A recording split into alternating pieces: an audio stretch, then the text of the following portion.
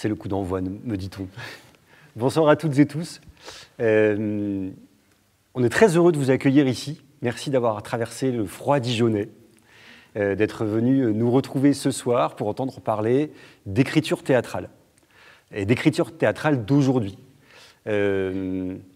On a tenté, moi je m'appelle Kevin Keiss, je suis auteur associé au projet de la direction, et avec Maëlle Poésy et Claire Guez et l'équipe du TDB, on a tenté de réfléchir aussi à la façon dont on pouvait avoir un temps de présentation et d'échange, de dialogue autour de cette question qui est vaste, de savoir ce que c'est aujourd'hui les écritures théâtrales contemporaines, qui peuvent revêtir plein de formes, qui peuvent faire peur, qui peuvent passionner, qui peuvent déclencher des passions. Et on est particulièrement heureux et heureuse aussi de pouvoir accueillir un public composé à la fois d'étudiants et d'étudiantes de l'université, d'élèves du conservatoire de Dijon, de gens qui se sont égarés ici, mais aussi de professionnels de ZES que je reconnais aussi. Et pour commencer cette soirée qui aura lieu en deux temps, un premier temps avec ce monsieur à ma gauche qui s'appelle Clément Scotto Di Clemente, qui est maître de conférence à l'université Dijon-Bourgogne, et avec qui je vais pouvoir m'entretenir et avec qui on va pouvoir discuter un petit peu sur les questions qui nous occupent. Et dans un second temps, on a missionné une partie des élèves du conservatoire, du 3e cycle et du COP de Dijon, de présenter deux textes issus des écritures contemporaines. Un texte d'une autrice, Anna Nozière, qui est un texte jeune public, qui s'appelle Oiseau, et un autre texte d'un auteur qui n'est pas tout jeune, mais dont c'est le premier texte, qui s'appelle Maxime Mott, sur des questions de dérèglement climatique. Et on leur a demandé de prendre en charge 20 minutes du début de ces textes. Parce qu'en fait, en général, on sait au bout de 20 minutes si on a envie de savoir la suite ou pas. Et tout l'enjeu, c'est que vous ayez envie de voir la suite et qu'on ait envie de les voir monter la suite de la pièce. Donc merci à elles et eux de s'être prêtés à cet exercice pas simple. Et je me tourne maintenant vers Clément. Merci d'être avec nous ce soir. Clément, tu es maître de conférence à l'université de Dijon depuis pas très longtemps. Oui, depuis septembre. Voilà. Donc c'est l'occasion de se demander ce que fait un enseignant-chercheur et pourquoi, alors que ta formation c'est d'être 17e, donc spécialiste du XVIIe siècle, de la littérature et du théâtre du XVIIe siècle, pourquoi t'aventurer dans les chemins du théâtre contemporain et de l'écriture théâtrale contemporaine? Est-ce que tu peux raconter un peu ton parcours? Comment on devient chercheur? De façon assez inattendue, à vrai dire. En fait, au départ, moi, j'ai commencé à pratiquer le théâtre entre mes 20 et mes 30 ans. Je suis rentré dans une école amateur à Paris et par effet, je suis devenu assistant de l'enseignante et jusqu'à mes 30 ans, je donnais des cours, j'aidais les étudiants à jouer. Et puis, à mes 30 ans, j'ai tout arrêté et j'ai repris les études. Et je me suis orienté sur les textes qui me plaisaient le plus à l'époque, qui étaient les textes du XVIIe siècle. C'est quoi, par exemple, les textes du XVIIe siècle? Alors, les textes du XVIIe siècle, moi, j'étais très intéressé par les textes anglais du XVIIe siècle, à vrai dire. Donc, c'est Shakespeare, mais aussi tous ceux qui sont autour. Ce qu'on appelle le théâtre élisabétain ou jacobéen, et donc qui a pour particularité d'être un théâtre qui est à l'opposé de ce que nous, on connaît dans la culture classique française, à savoir Racine, Molière. C'est absolument pas un théâtre qui repose sur une unité de temps ou de lieu. C'est au contraire des spectacles foisonnants, très longs, très violents. Voilà. Donc j'ai poursuivi ces études-là et je suis rentré en thèse sur ces questions. Et pour être précis, sur les querelles au théâtre au XVIIe siècle, parce que peut-être qu'on ne le sait pas, mais au XVIe et XVIIe siècle, c'est un temps d'immense polémique où le théâtre est très très mal vu, notamment par l'autorité ecclésiastique. Voilà, donc j'ai fait ça et me voilà à présent enseignant. Et après avoir passé donc 10 ans d'études sur le XVIe et XVIIe siècle, il y a besoin d'un effet de soupape, il y a besoin de changer un peu d'objet de recherche et de revenir même au plaisir d'être spectateur, au plaisir de voir des pièces et de commencer à les étudier, et notamment de les étudier au regard du XVIIe siècle. C'est-à-dire que l'intérêt de s'être spécialisé dans un temps qui paraît passé, qui paraît parfois obscur, dont on n'a que des traces, enfin on garde aujourd'hui du XVIIe, je le disais, c'est Shakespeare, Molière, Racine, Corneille, et c'est tout. Alors qu'en fait, il y a un foisonnement d'auteurs.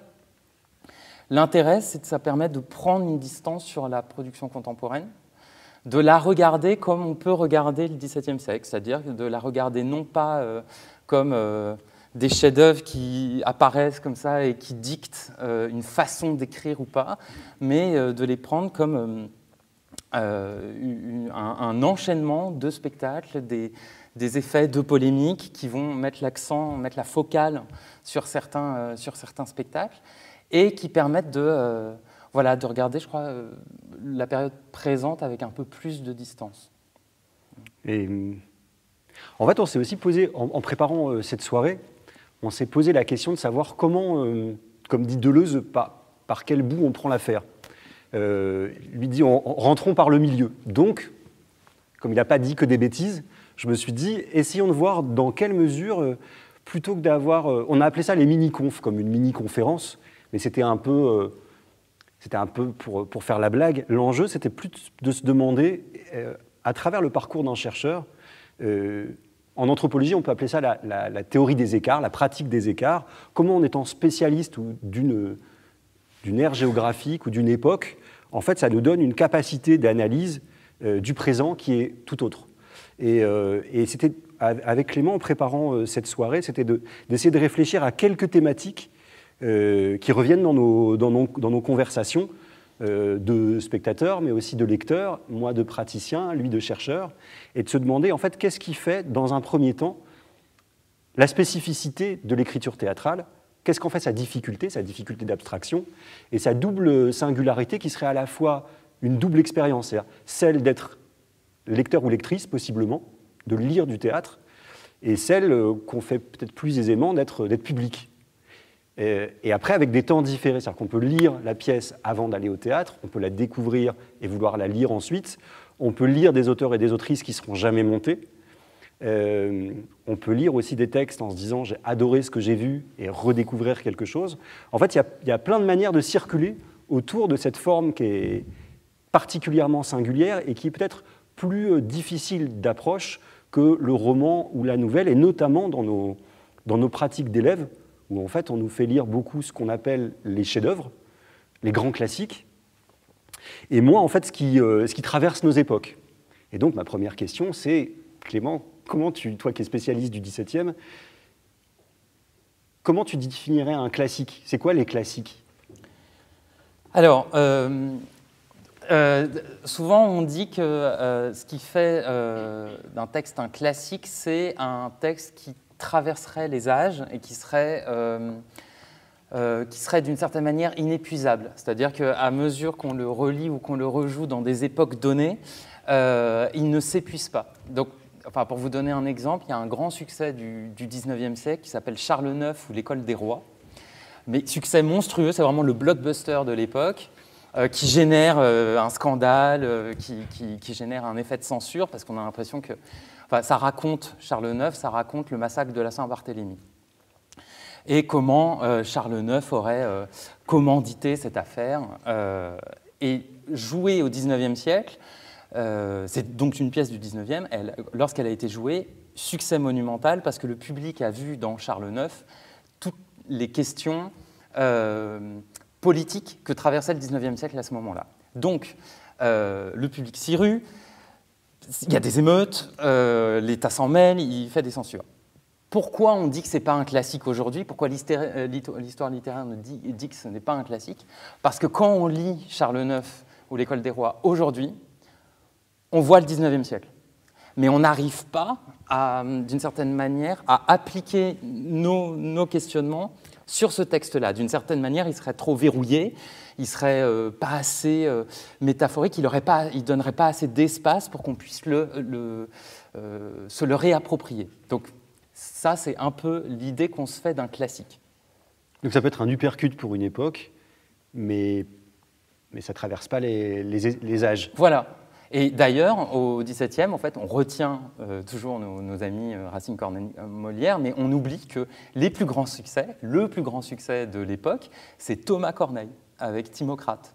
En fait, et en fait, plus personne ne lit, personne ne connaît Thomas Corneille, mais parce que simplement, enfin pour plein de raisons, hein, mais une des raisons, c'est qu'on estime que la pièce n'est pas rejouable, ou alors aussi par effet, parfois c'est pas uniquement lié à la qualité du texte ou à son art, c'est aussi parfois parce qu'il est pris dans des polémiques. Et qu'on retient la polémique. Je vous donne un exemple toujours pour le XVIIe. Don Juan de Molière, on oublie que chaque année, en France, il y a un Don Juan qui est joué. Oui, au moins un. Oui, au moins un. Et en fait, et tout le monde connaît Don Juan, tout le monde s'attend à le voir, c'est le gros succès. Donc en gros, ce n'est absolument pas un risque de monter un Don Juan à l'époque. Et d'ailleurs, il semblerait que Molière l'ait monté parce qu'il avait des problèmes financiers. Et donc, il lui fallait une pièce rapidement, et il s'est dit, bah, tiens, je vais faire un Don Juan.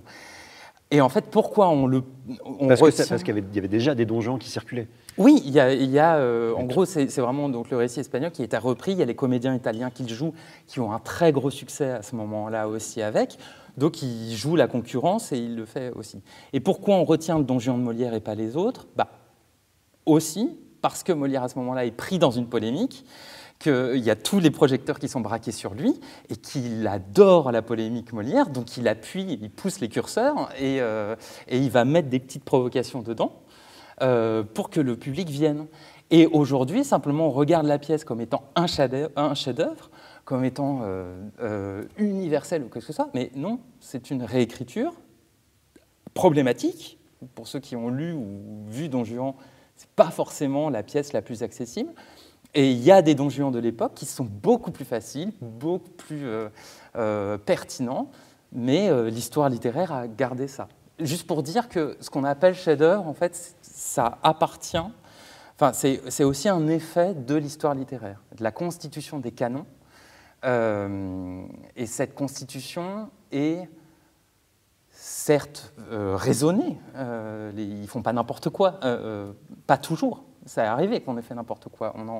On en parlait dans l'Antiquité, les textes qu'on a conservés, la plupart déjà, la plupart des textes qui ont été écrits n'avaient pas vocation à être publiés, ni lus, voilà, et donc ils passaient à la trappe immédiatement. Certains ont été conservés, et puis les Romains, par exemple, quand ils sont arrivés et qu'ils ont vu le catalogue, ils se sont dit, tiens, lui, il est bien écrit, pratique pour enseigner le grec, je le garde, les autres, on les brûle.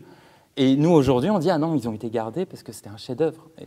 Mais non, en fait, ça, c'est une construction a posteriori. Et on a encore ça, et je viens au problème de l'écriture contemporaine, c'est qu'il y a un effet de sélection des pièces de théâtre, par les historiens et par aussi des comités d'experts, en fait, qui sont ce qu'on appelle les comités de lecture. On en a un traditionnel qui est le comité de lecture de la Comédie Française, qui en plus travaille, il y a une espèce de poids symbolique, c'est quand on passe au comité de lecture du français et qu'on est retenu, on rentre dans le répertoire. Donc il y a un effet académique. Oui, on colle, ça c'est de la bonne littérature, ça c'est du bon théâtre. Et en fait, alors bien sûr, le comité, ils ne font pas n'importe quoi, encore une fois, mais il y a ce premier procédé de sélection qui invite, je pense, le lecteur lambda de théâtre de se dire il faut quand même que j'aille lire une pièce qui a été sélectionnée, qui a été validée, on a trié avant. Donc ça, c'est le premier effet du canon et du comité de lecture. Et le deuxième effet qui rend la lecture de théâtre difficile, c'est qu'on l'envisage toujours, à raison, avec sa représentation. La lecture d'une pièce de théâtre, c'est difficile. En fait, c'est vraiment une lecture difficile, c'est pas comme une lecture de roman, parce que ça demande au lecteur de projeter une scène. d'envisager ça sur un plateau. Et aujourd'hui, on se dit, il me semble très souvent que les bonnes pièces sont celles qui sont passées par la scène. Donc en gros, on va lire des pièces qui ont été validées soit par un comité de lecture, soit par une représentation. Mais on ne va pas faire le phénomène inverse, le système inverse, de prendre une pièce et se dire « bon, bah, je me projette, personne ne va valider ma mise en scène imaginaire, je fais mon petit travail de lecteur et puis je vois si ça me plaît ou pas ». C'est vrai qu'une question qu'on se posait, qu'on se pose régulièrement, nous, dans un théâtre, moi, obsessionnellement comme auteur aussi, c'est pourquoi autant de gens nous disent que c'est compliqué de lire du théâtre et pourquoi il y a à ce point-là peu de boussole pour se dire qui lire. Qui lire, comment se retrouver en fait dans... alors quand il y a des programmations, c'est autre chose, mais dans des catalogues, par exemple, de maisons d'édition, comment en fait se dépatouiller entre un texte qui va nous plaire, un texte qui ne va pas nous plaire, et que les entrées, souvent, comme en fait les noms, on ne les connaît pas trop, ce serait peut-être des entrées thématiques à trouver. De se dire, en fait, il faudrait que les catalogues des maisons d'édition, plutôt que de procéder par ordre alphabétique, éventuellement puissent procéder par champ d'investigation, plutôt que de renfermer ça en se disant peut-être une thématique, mais en fait de se dire, tiens, en fait, ces autoristes-là travaillent autour de ces thématiques-là. En fait, ce serait une manière de s'y retrouver un petit peu.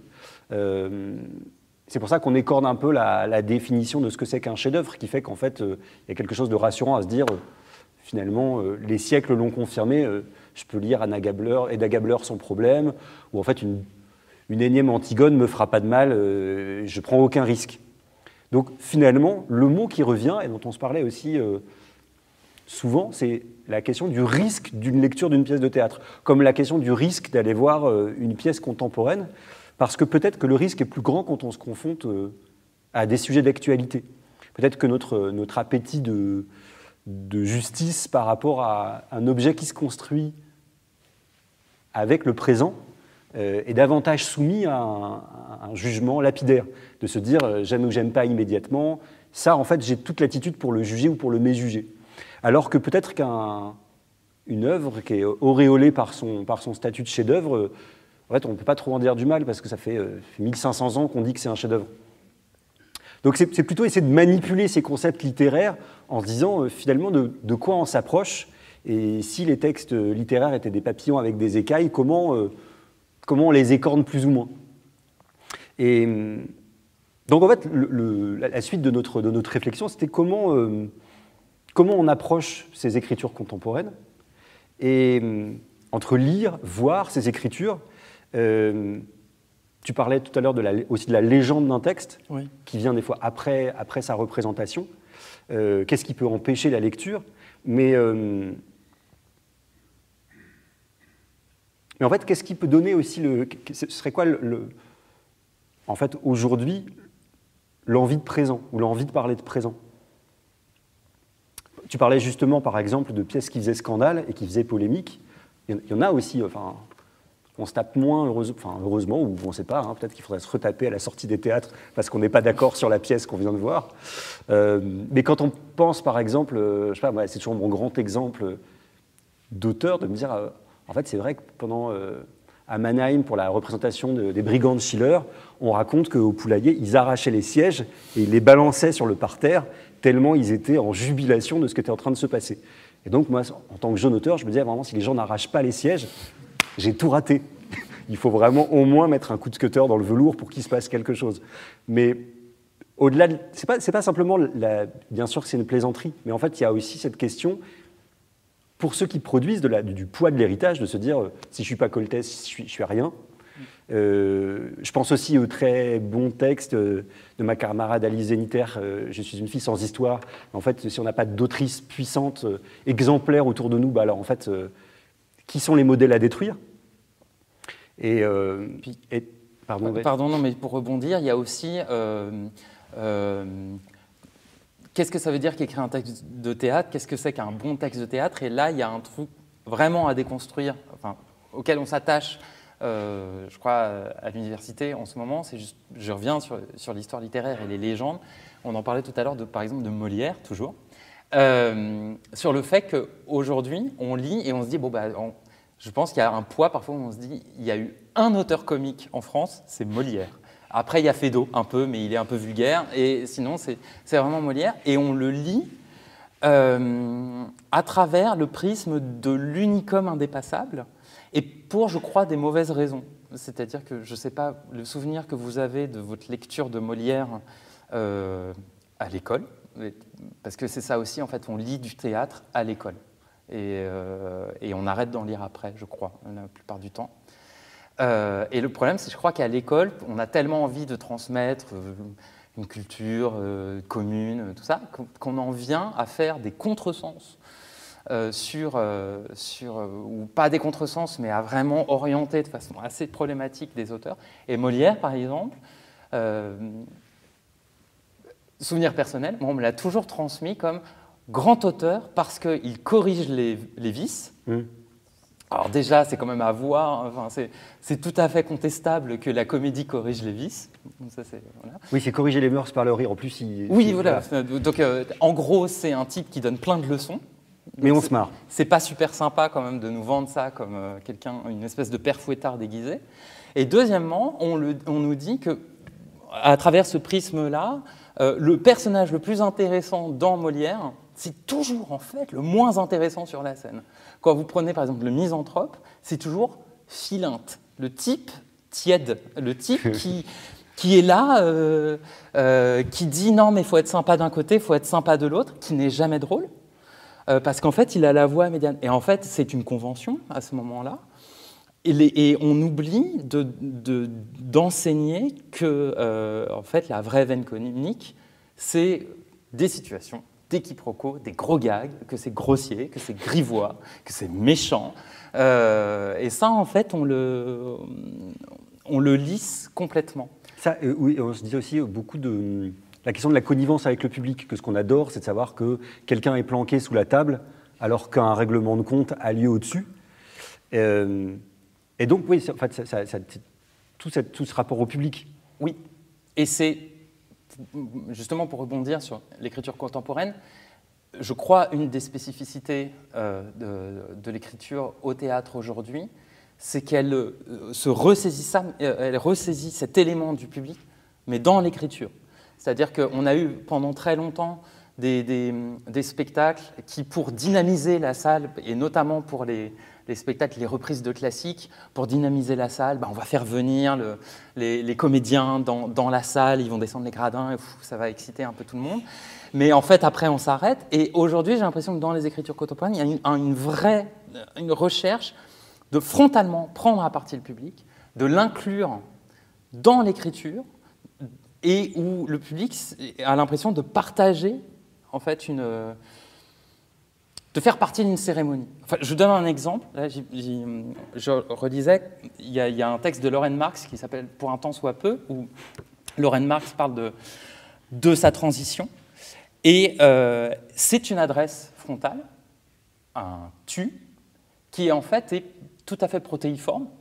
Parfois, c'est elle-même, parfois, c'est le public, parfois, c'est le corps médical, parfois, c'est ses adversaires. Mais dès la lecture, il y a cet effet de scène, il y a cet effet de spectacle qui est intégré. Et quand on le lit déjà, juste en lecteur, on est déjà spectateur. Enfin, il me semble. Moi, je n'ai jamais vu ce spectacle monter, je n'ai fait que le lire. Et pourtant, d'un seul coup, je sens qu'il est fait pour être sur une scène et pour que je participe, pour que je ne sois jamais confort dans mon noir de spectateur. Tu veux dire une adresse directe aussi? Oui, voilà, une adresse directe, mais qui n'est pas que l'adresse directe de l'ordre de la conférence. Ou de l'interpellation, ou du témoignage. Ou du stand-up, en fait. Ce qui est intéressant, il me semble, c'est que justement, c'est on est sans cesse interpellé en tant que spectateur, mais notre identité de spectateur change tout le temps, en fait. Et d'un seul coup, on est presque aspiré dans le spectacle. On devient un acteur, on devient,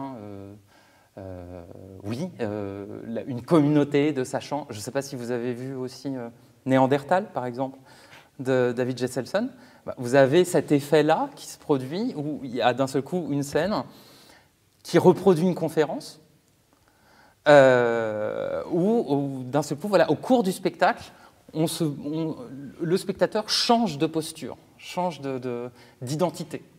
Et ça, il me semble que c'est un trait qu'on retrouve assez souvent dans ce phénomène d'adresse directe. Moi, j'ai l'impression, par rapport à ce que tu dis, que c'est aussi un phénomène. Quand on parle d'une séquence théâtrale qui serait celle d'aujourd'hui, on pourrait dire que possiblement, à partir de 2015-2016, il y a quelque chose qui se modifie, mais aussi parce qu'il y a des révolutions communicationnelles qui engendrent des grandes modifications de réception du théâtre, parce que thématiquement, il y a des choses qui changent. C'est sûr que je pense qu'après MeToo, après Black Lives Matter, après en fait, des grands enjeux de société qui nous traversent, les guerres aussi récentes, en fait, il y a des urgences thématiques qui ne sont plus les mêmes. Et aussi, je pense que on parle beaucoup du renouvellement des publics, qui vient pas, pourquoi les gens reviennent plus au théâtre. Je pense qu'il y a, en tout cas pour moi, un changement majeur, et même dans notre manière de faire du théâtre, ou d'aller en voir, c'est de se dire, si je vais voir, ce qui a été le cas pendant toute une séquence théâtrale, de se dire, en fait, moi, ce qui m'intéresse, c'est de voir comment Alain Françon fait ses Tchekhov. Donc, c'est pas du tout pour hiérarchiser les choses, mais c'est un rapport d'attente qui est différent. Je veux dire, qu'est-ce qu'il va nous faire avec sa mouette? Comment elle va être cette mouette-là? De Monsieur Françon ou de quelqu'un d'autre. En fait, c'est de reprendre des chefs-d'œuvre une énième fois et d'en donner vision. Donc, on va voir la vision, en général, la vision d'une personne, et on parle de ça. En revanche, aller voir un spectacle dont on ne sait rien à l'avance que certains sujets, je pense que ça modifie aussi pour toute l'équipe de création. Je parle aussi des acteurs, des actrices, des metteuses en scène, des metteurs en scène, des gens qui écrivent, des gens qui éclairent, des gens qui scénographient. En fait, c'est aussi élaborer une manière de structurer ensemble quelque chose qui, avant, n'existait pas du tout. Que le texte préexiste, mais des fois, il préexiste depuis 6 mois, depuis 1 an, donc c'est aussi tout neuf. Et on ne sait pas comment ça va réagir. On ne sait pas qu'on va dire « je suis une mouette » à un moment donné. On ne l'attend pas, cette chose-là. On n'attend pas la mouette. Donc en fait, l'horizon d'attente, il est total et exigeant autrement. Je ne sais pas s'il est plus exigeant. C'est qu'en fait, il y a quelque chose qui est... Il y a comme un transfert dans les rapports d'exigence et dans les rapports d'écoute. C'est-à-dire, en fait, moi, je sais que... je peux m'extasier devant quelque chose. Et souvent, pour un chef-d'œuvre ou un classique, maintenant, je crois que je préfère les lire. Parce qu'en fait, je peux me faire ma mise en scène à moi et que c'est jouissif. Mais que je cherche aussi, en allant au théâtre ou en écrivant, et ça, c'est plutôt un terme récent, de se dire, moi, j'écris les pièces qui me manquent. En fait, quel récit il nous manque en ce moment? Quel spectacle il nous manque? En fait, qui a besoin? Quelles sont les voix, VOX, VOIOS? Quels sont les corps? Quelles sont les histoires qu'habitent les frontières aussi? En fait, j'ai l'impression que, on s'en parlait beaucoup avec Clément parce qu'on est de la même génération, où, en fait, de se dire, moi, pendant très longtemps, j'ai l'impression que parler d'amour au théâtre, c'était Molière et Marivaux, en théâtre français. Et de se dire, ah bon, en fait, on peut parler, nous, maintenant, de l'amour en ce moment, qui, j'espère, et heureusement, Dieu merci, n'a rien à voir avec l'amour au temps de Molière, et ne pas se faire croire, en fait, que toutes les pièces peuvent être brûlantes d'actualité, ou absolument réactualisables. En fait, par exemple, l'antisémitisme chez Tchekhov, qui est présent dans certaines pièces, c'est hyper intéressant de l'entendre aujourd'hui comme étant celui d'une époque donnée, et de ne pas se faire croire que tout est valable partout et en tout temps.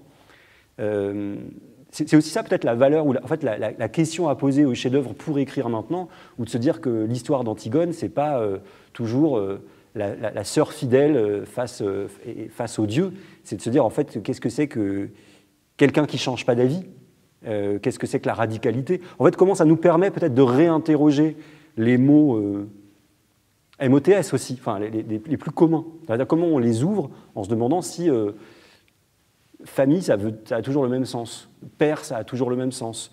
Et heureusement que les sens, ils bougent, sinon ce serait fossilisant. Et puis, pardon, je voulais juste rebondir sur par exemple, aussi la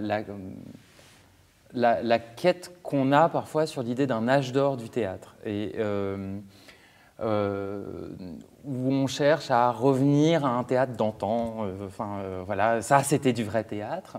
Et en fait, quand on y pense, là, jouer des classiques, c'est un phénomène extrêmement récent dans l'histoire théâtrale. Et extrêmement circonscrit, ouais. Oui, et en fait, vraiment retourner à une espèce de pureté de la représentation théâtrale, c'est en fait voir des textes que personne ne connaît et qu'on découvre au moment de la scène. Et parce qu'en fait, pendant des siècles et des siècles, c'est ça qui se passait. Les gens ne venaient pas voir une lecture particulière d'un texte qu'ils avaient connu et étudié en long, en large et en travers.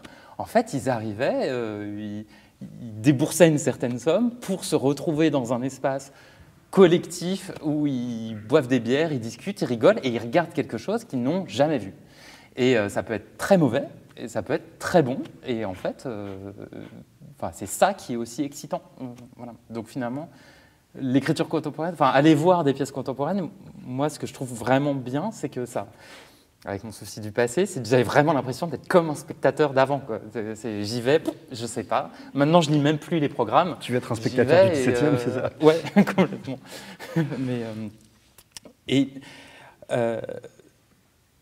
Tu parlais de rendre visible le public. Oui, et je pense qu'il y a aussi cette particularité de rendre visible le public. Et il me semble qu'il y a une rupture, qu'il y a une fausse rupture dans l'écriture, c'est-à-dire qu'on a cessé, et très justement, je pense, de penser que la langue sur la scène est une langue automatiquement, je vais dire des gros mots, mais artificielle.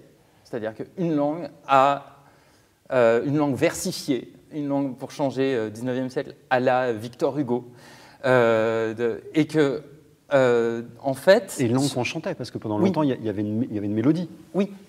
Mais je pense qu'en fait, aujourd'hui, dans l'écriture théâtrale contemporaine, il y a une mélodie, il y a une recherche musicale, il y a un vrai travail poétique. Simplement, ça s'est déplacé. Simplement, ça prend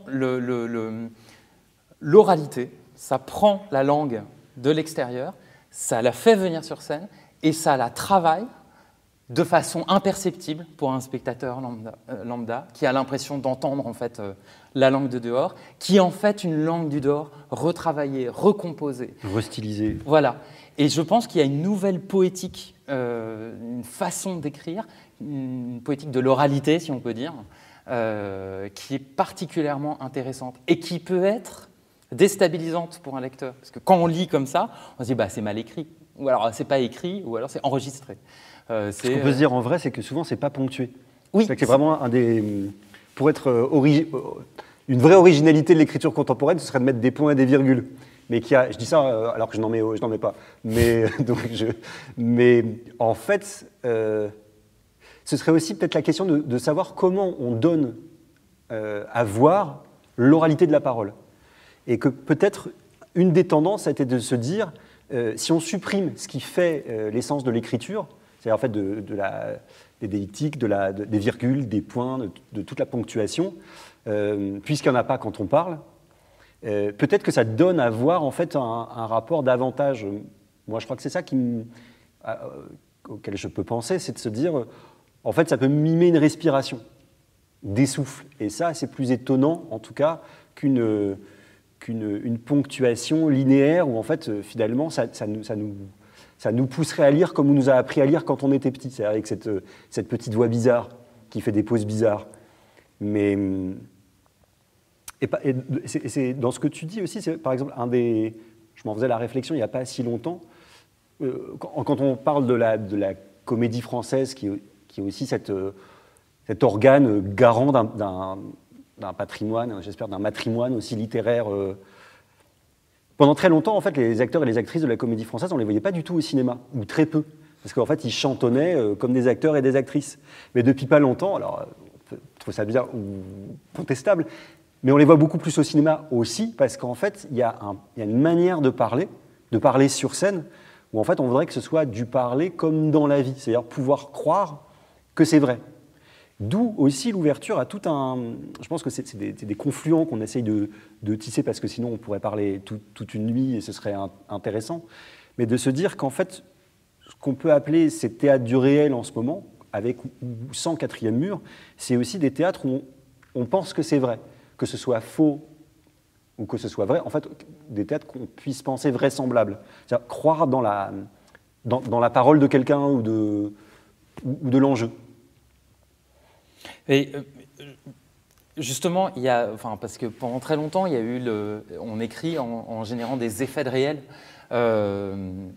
pour donner la sensation, effectivement, que ce qui se passe, là, c'est vrai.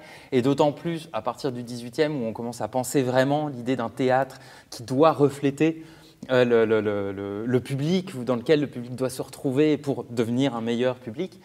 Là, j'ai l'impression que ces effets de réel sont employés autrement. C'est pas tant juste pour générer cette sensation de « Ah, tiens, oui, c'est vrai, il y a ça en partie », mais c'est aussi pour permettre de faire dialoguer. Encore une fois, je crois qu'une des grandes caractéristiques, c'est cette idée de faire venir le dehors, littéralement de faire venir le dehors sur la scène, de plus faire de la scène un lieu étanche, et en le faisant venir dehors, de créer ce va-et-vient avec le public, de dialogue, de réappropriation de ce dehors qui est très souvent complètement obscur quand on le vit. Alors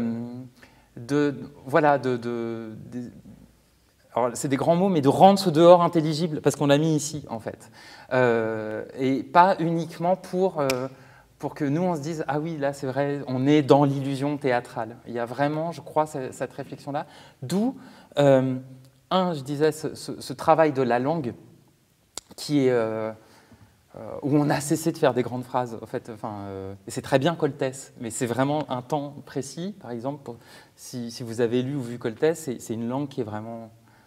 Très déployée. Oui, et où l'oralité... je ne sais pas si on peut encore écrire aujourd'hui comme ça, mais aujourd'hui, il y a donc cette oralité qui aussi, quand je dis faire venir le dehors dedans, c'est qui permet de faire venir des thématiques et des personnes qui ont été évacués de la scène, en fait. Et l'écriture contemporaine travaille aussi ça, à rendre visibles des pans de la société qui ont été complètement évacués. Pareil, c'est pas neuf. Au XIXe siècle, on représente le chiffonnier. Dans les mélodrames, on prend vraiment les couches de la population les plus basses, les plus en difficulté. Zola, il fait des pièces de théâtre avec... Et d'ailleurs, c'était pré-révolutionnaire ou post-révolutionnaire de choisir des caractères qui n'étaient pas nobles et qui n'étaient pas d'ascendance divine. Et donc là... Ça, c'est pas neuf ce que je veux dire, mais ce qui est neuf, il me semble, c'est en plus de prendre la parole et de ne pas la restituer avec des accents comme pouvait le faire. Si vous lisez Marivaux, quand vous avez un personnage qui est un paysan, il a un parler incompréhensible et caricatural. Oui, voilà, le patois. Et là, c'est au contraire justement cette recomposition, cette façon de se ressaisir de population, de thématiques qu'on n'arrive pas à saisir au dehors. Voilà, c'est un petit tour d'horizon rapide en fait, de différentes accroches sur cette paroi de la littérature théâtrale contemporaine. Et moi, je trouverais ça bien aussi de pouvoir ouvrir un peu peut-être à la salle et savoir... Voilà, il y a des gens qui joueront plus tard, qui ont la vérité de jouer, d'autres d'écrire. D'autres qui écrivent. Non, je ne sais pas, peut-être vous, de partager soit une sensation, soit aussi notamment liées aux deux grandes questions qu'on ouvrait, c'est-à-dire le rapport au classique, au chef-d'œuvre, et en fait à déplacer des horizons d'attente. C'est-à-dire qu'en fait, peut-être qu'on met en scène autrement quand on monte un classique que quand on monte un texte actuel, ou un texte qui s'écrit pendant. Si moi, si on parle de la façon dont, avec Maël, on a construit Cosmos, c'est aussi beaucoup de va-et-vient entre des images, des dialogues, des obsessions thématiques. Et c'est des partitions qui se construisent avec, en fait, en porosité à ce qui se passe avec le plateau. Quelles sont vos expériences, soit de difficultés, soit de rencontres avec la littérature théâtrale contemporaine ? Peut-être des expériences d'abord de lecteur ou de lectrice. Parce que ça, c'est aussi un constat qu'on faisait l'an dernier à l'Université Bordeaux-Montaigne, quand on a fait un colloque sur les écritures théâtrales contemporaines, de se dire, merde, en fait, les seuls qui lisent du théâtre, ce seraient les auteurs, les autrices, les éditeurs, les éditrices, les comités de lecture, les metteurs en scène et les metteuses en scène un peu, mais en général, ils n'ont pas tellement le temps, parce qu'ils font de la prod. Donc, qui lit? Qui lit les auteurs et les autrices, et les spectateurs et les spectatrices qui rencontrent les textes souvent par le biais de la mise en scène au plateau. Mais c'est peut-être ça, mais ma première question, c'est peut-être une expérience de lecture théâtrale forte, même d'un classique. Silence tétanique de la salle.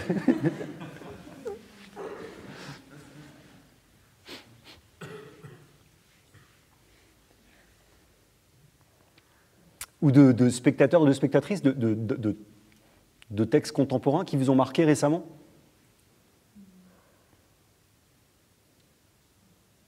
Et de savoir pourquoi, en fait, pourquoi ces thématiques-là, elles surgissent dans votre présent, comment elles l'impactent autrement peut-être qu'un texte dit classique?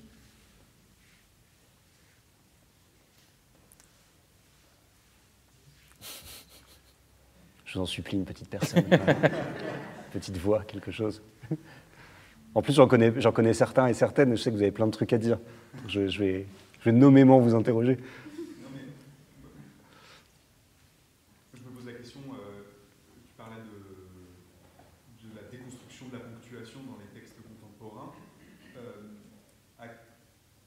À quel moment, est-ce que tu ne penses pas qu'on va sortir très vite à une limite où, j'en sais rien, en fait, à un moment donné, on reviendrait juste à une ponctuation? Est-ce qu'on a besoin de cette déconstruction-là pour juste à un moment donné qu'on se redise peut-être honnêtement, okay, la ponctuation dans le théâtre, ça sert à avoir la respiration, le rythme de la parole, etc., plutôt que de devoir, je sais pas, enlever toute ponctuation, ou juste écrire en vers très court pour signifier l'autre de sens, etc. Mais c'est sûr qu'on écrit toujours en réaction. De la manière, après le théâtre post-dramatique, on se disait il ne se passe rien, on était bien content qu'il se passe quelque chose. Tu vois, en fait, de dire finalement une action sur scène et des histoires, on est très content que ça arrive. Et là, une fois qu'on aura saturé quelque chose de l'ordre du théâtre, du réel et des témoignages, on a à cœur d'avoir des fictions et du quatrième mur. On travaille souvent en réaction et c'est bien normal. C'est aussi des essais d'inscription dans le présent. Mais c'est comme... oui, c'est des effets... comment dire? Au départ, vous avez l'alexandrin, le temps qu'on travaille, il devient carré, on se dit « ah, super, super », on se fiche dedans. Au 18e, 19e, on n'en peut plus de l'alexandrin parce qu'on a l'impression de se sentir emprisonné. Donc, il y a tous les romantiques qui arrivent et qui le brisent. Donc, scandale, on dit, mais c'est même plus de la ponctuation, enfin, c'est plus rien, le sens se perd. Alors qu'aujourd'hui, on lit Hugo, on est là, mais c'est super, enfin, c'est hyper... Donc, on ne retrouve plus cette sensation d'opacité qu'il pouvait y avoir à l'époque. Et puis, après l'alexandrin qu'on a cassé, autant arrêter de faire de l'alexandrin. Donc, on passe à la prose, et puis après, vous avez ces effets-là progressifs. Je sais pas, il y en a de temps en temps qui font des tests aujourd'hui de revenir à l'alexandrin, ils voient que ça marche pas, parce qu'en fait c'est plus l'époque. Mais c'est pas grave. Mais beaucoup, hein, par exemple, ici au TDB, on nous envoie des textes, et je vous jure qu'au moins une fois toutes les 2 semaines, c'est beaucoup hein, sur une année, il y a des textes en alexandrin. Et on dit souvent des vers de Mirliton, ça demande, faut être un peu balèze en alexandrin pour que ça pulse. Et de se dire, effectivement, est-ce qu'on a envie de parler des élections présidentielles en alexandrin en ce moment? Mais pourquoi pas? Mais c'est vrai que moi, en tant que lecteur, ça m'accroche pas. Et puis, c'est que ça participe aussi, l'écriture théâtrale, elle participe de tous les régimes de prise de parole. Enfin, voilà, vous prenez, en fait, la façon d'écrire des chansons, vous prenez le rap qui va briser aussi la ponctuation. Vous prenez des romans, comme je pense à La Ligne de Pontus, qui est juste une seule phrase. En fait, cette absence de ponctuation, c'est pas propre au théâtre qui décide de faire son petit truc. En fait, ça répond à une demande aujourd'hui, ou même quand vous envoyez un texto, la ponctuation, ça ne vous dérange pas, enfin, de la faire sauter, et vous êtes tout à fait lisible. Mais en fait, c'est que ça vient... c'est pas juste un lieu d'expérimentation, c'est pas grave si c'est obscur. C'est qu'en fait, ça paraît raisonné, et parce que c'est comme ça qu'on parle, c'est comme ça qu'on se fait comprendre aujourd'hui. Et si on l'inscrit dans quelque chose qui est un peu plus large aussi, qui pourrait être en fait, ce qu'on appelle les crises de la vérité aujourd'hui. En fait, qu'est-ce qui est vrai? À quoi croire? Si on parle simplement de l'enjeu du vrai et du faux, en fait, si on n'est plus capable de croire dans ce que disent les journaux, les télés, en fait, quelle information est vraie? Est-ce que... en fait, évidemment, le théâtre est très impacté par ça. En fait, est-ce que sur scène, il n'y a pas quelque chose de plus vrai que ce que le réel nous donne à voir comme étant la vérité? Donc ça pose une question large, et en fait, comment on l'écrit, comment on le décrit, et les pièces qui sont éditées aujourd'hui, elles seront, pour certaines, rééditées plus tard, il y aura des rééditions, et peut-être que dans 20 ans, dans 40 ans, dans 150 ans, on les lira aussi avec cette absence de ponctuation comme étant représentative d'une époque, et comme étant, en fait, en ayant une prosodie propre. Ça, on ne peut pas le savoir, on est vraiment dans l'angle aveugle pour l'instant. Mais c'est de se dire aussi en fait, comment on donne à lire une partition, puisque la plupart du temps, aujourd'hui, ça on en parlait tout à l'heure avec Clément, c'est de se dire que c'est très récent, en fait, la profession d'auteur et d'autrice publiée de leur vivant, qui voient leurs œuvres jouées. Alors il y en avait un petit peu, mais pas tant que ça. Pendant très longtemps, l'enjeu, c'était d'être entendu. Et puis, Molière, il n'écrivait pas ses petites pièces au coin du feu, il ne les livrait pas... ensuite, pour qu'elle soit... Enfin, c'était un travail de troupe. Marivaux, pareil. Donc, en fait, la professionnalisation de ce métier-là, en plus qu'à ce nom hyper étrange, d'auteur, d'autrice, qu'un vieux nom médiéval, en plus, ou un vieux nom latin, autor, autrix, qui existait au masculin et au féminin, mais de se dire que cette profession-là, ça a été longtemps écrivain, ça a été longtemps, en fait, juste... on joue, et puis, en fait, à force de jouer, ça s'écrit. Donc en fait, c'est vraiment pris dans une époque et aussi dans des cadres de production. En fait, les gens écrivent. Ce que je veux dire, c'est que cette professionnalisation, elle va aussi avec le fait que beaucoup d'auteurs et d'autrices aujourd'hui de théâtre travaillent à proximité du plateau, ont été eux-mêmes soit sont metteurs en scène, metteuses en scène. Et puis comme en général, c'est elles et eux qui tiennent les cordons de la bourse, c'est les pièces qu'on voit le plus dans les théâtres. Sont majoritairement programmées les pièces écrites par les metteurs en scène ou les metteuses en scène eux-mêmes. Et aussi, cette professionnalisation fait qu'il y a quelque chose qui fait troupe. C'est-à-dire, en fait, à nouveau, c'est vraiment un rapport avec toute l'équipe artistique. Ce qui a été éclipsé il y a quelques années parce que c'était ce qu'on appelait cette séquence des écritures de plateau, où en fait, on pensait qu'il n'y avait pas besoin de quelqu'un pour structurer la langue et la pensée. Et puis finalement, encore par réaction, on se dit peut-être que c'était pas si mal. Qu'il y a quelque chose de la langue, en tout cas, qu'on cherche à entendre, parce que, possiblement, dans le rythme, est contenu quelque chose du sens. Et en recroisant ça avec le fait que tu rappelles que, effectivement, les auteurs contemporains vont probablement être encore vus dans 150 ans, quand toi, tu écris un texte, je pourrais poser la question à tous les auteuristes, mais quand toi, tu écris un texte, est-ce que tu te poses la question de... quelqu'un qui ne me connaît pas et qui ne pourra jamais me parler doit pouvoir comprendre la prosodie que j'ai voulu insuffler dans ce texte, ou est-ce que tu l'écris en te disant je suis là pour expliquer, je vais faire troupe avec ce texte, donc c'est juste un reflet de ma sensibilité sans qu'elle soit absolument compréhensible? Je sais pas, moi je sais que c'est plus un rapport à l'urgence du présent, de me dire j'ai envie que les gens sortent modifiés après le spectacle ou après la lecture. Que ce ne soit pas simplement une sensation mais de divertissement pur. C'est en fait de se dire, c'était pas mal, c'est quoi la suite? Je pense qu'il y a aussi un sentiment très fort de décorrélation entre le fait d'écrire et ce que ça va produire sur la scène. Il n'y a pas, en tout cas, pour plein d'auteurs, l'idée que le texte théâtral, en fait, il va être modifié, il va être transformé, mais que ce n'est pas la responsabilité, c'est un état. J'y pense là parce que j'ai un sacre de Guillaume Poix qui a été coécrit avec Lorraine de Sagazan. Si vous l'avez vu, donc c'est un spectacle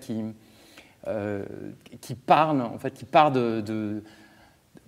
d'entretiens faits durant le confinement et qui ont dévié sur la question de la mort, et le spectacle prend comme point de départ l'idée d'une certaine manière d'enterrer, ou en tout cas de reproduire, d'accompagner des morts, quoi. Voilà, je le dis très vite, et il y a plusieurs témoignages. D'accompagner des gens qui vont mourir. Voilà. merci. Et en fait, pour celles et ceux qui ont vu le spectacle, c'est tout à fait un travail. On a tout le temps plein d'acteurs sur la scène, il y a plein de dialogues, c'est extrêmement vivant. Vous prenez le texte, c'est une série de monologues. Et vous ne retrouvez pas. En fait, je pense que pour quelqu'un qui le lit comme ça se lit de façon autonome, se dit « j'adorerais voir ces séries de monologues sur une scène parce que c'est très théâtral ». Et en fait, la représentation, le travail théâtral qui accompagne est une façon de décortiquer, de se réapproprier le texte là. Et donc, ce que vous dites sur l'idée de est-ce qu'il faut rendre exactement que ce soit lisible dans un siècle, bah oui, on va rendre ici lisible une version, mais la représentation, d'une certaine manière, à jamais elle sera perdue. Et c'est ce qui fait un peu aussi sa beauté. Une dernière question ?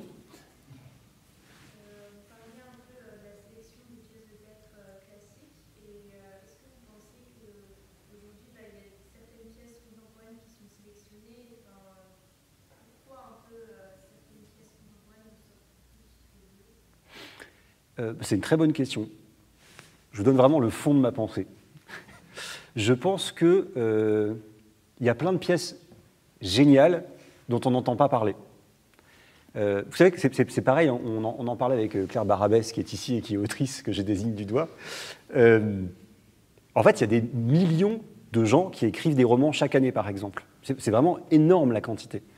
Donc, parmi ces millions de personnes, il y a plein de gens qui finalement ne les enverront jamais à des maisons d'édition. Vraiment jamais. Il y a même des gens qui écrivent plusieurs romans dans leur vie. J'en connais. Qui ont écrit 5, 6, 8 romans et qui n'envoient jamais rien. Il y a des gens qui vont écrire des pièces superbes, peut-être, et qui ne les enverront jamais. Et en fait, il y a comme une double sélection. En fait, il y a les comités de lecture pour l'édition. Mais peut-être que ces pièces-là, super, elles vont être éditées et pas montées. Et il y a d'autres pièces qui vont être montées et pas éditées. Et il y a des pièces qui sont montées et éditées. Vous voyez, en fait, il y a une sorte d'arborescence qui est différente, mais c'est de se dire que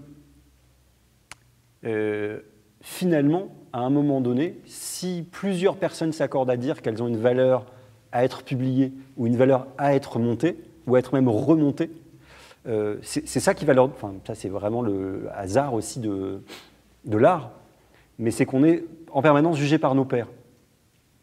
C'est-à-dire qu'en fait, je deviens auteur à partir du moment où j'écris suffisamment de pièces pour me dire « ça y est ». En fait, il y a quelque chose qui, malgré moi, a écrit. Tant qu'en fait, il n'y a pas d'autres gens que soi qui peuvent le reconnaître et l'attester, et ben en fait, on est encore... C'est Italo Calvino qui dit on est un écrivain de tiroir, pour son propre tiroir. Mais après, on peut mettre des pièces pendant des années dans des tiroirs et se dire qu'elles vont fleurir.